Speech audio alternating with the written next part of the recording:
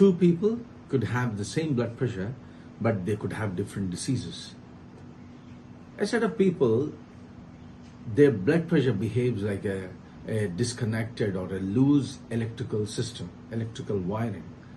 At a membrane level, at a cellular level, the membrane could be very unstable, spiking signals of stress leading to hiking of blood pressure.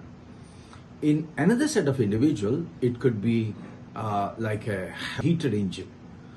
A different cell signaling pathways could mediate this blood pressure.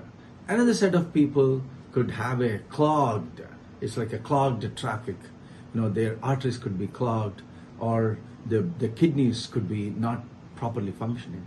That's another set of blood pressure. And these are three different types of blood pressures, and you need to essentially address this.